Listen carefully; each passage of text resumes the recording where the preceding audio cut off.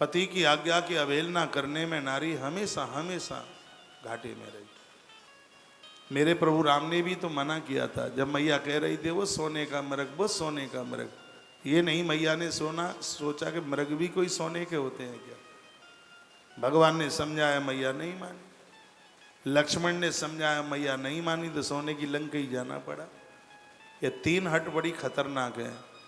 एक है बाल हट, एक है वृद्ध हट, और एक है डर लग रहा है बोल दूं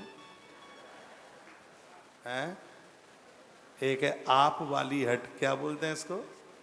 अरे ताली बजाओ, इन्हें तो पता है। त्रिया हट। मैं नहीं बोल रहा, आप ही बोल रहे।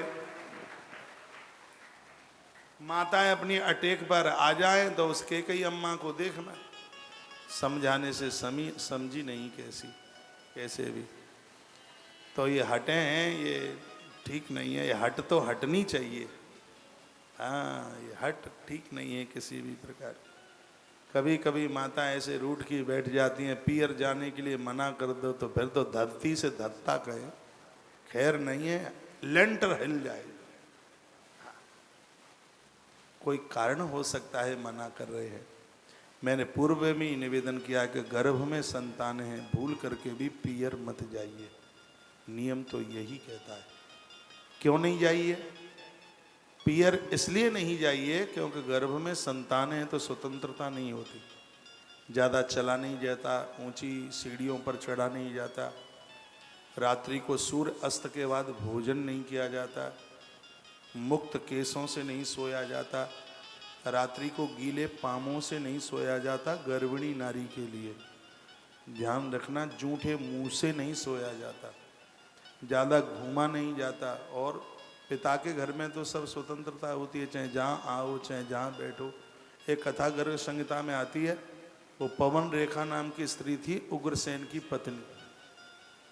उसकी सासू ने बहुत समझाया, कहा बेटी गर्भ में संतान है, मन जाओ, वो नहीं मानी। वो पियर चली गई, स्वतंत्रता से घूमे, बगीचे में गई। द्रुमिल नाम का राक्षस वहाँ रहता था। उसके गर्भस्थ शिशु पेट के ऊपर, उदर के ऊपर उसकी निगाह पड़ गई। जिसकी कोख से एक धर्मात्मा को जन्म होना चाहिए था, उसकी कोख से कसाई कंस पैदा हो गया। गलत व्यक्ति की दृष्टि भी इतनी खतरनाक होती है। तो गर्भ के समय उदर में संतान है, उस नारी के कमरे में दिया जलना चाहिए। देवी देवताओं की तस्वीर लगी हो, मुक्त केसों से, खुले केसों से ना सोए।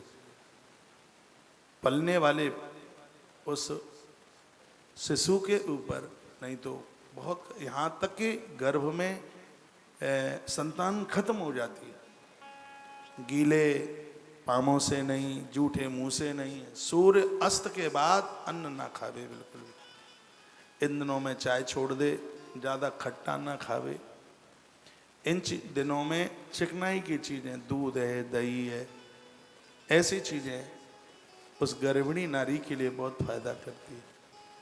गैया का घी, उसकी चीज़ें बनाकर उसको दी जाएं, ये सबका असर होने वाली संतान के ऊपर होता है। रिफाइंड की चीज़ें ना खावे, ज़्यादा तली हुई चीज़ें ना खावे, इन सब चीज़ों का ध्यान दिया जाता है। तब जन्म लेने वाला बच्चा भी सुरक्षित होता है, जन्म देने वाली माँ भी बड़ी सुरक्षित रहती है। पहले इन सब चीज़ों पर बड़ा ध्यान दिया जाता था। मैं फिर एक बार कहूँगा, गर्भिणी नारी को रात्रि को सोते समय मुक्त केसों से न सोए, छाती के भर न सोए। हाँ, वैसे नारी को छाती के भर तो सोना ही नहीं चाहिए। किसी को प्रणाम लंबे होकर के ना करे, क्योंकि धरती माता उसके वक्ष का वजन सहन नहीं कर सकती। जब नारी लंबे लेट कर प्रणाम करती है तो धरती माता खून के आंसुओं से रोती है, उसको इतना वजन लगता है।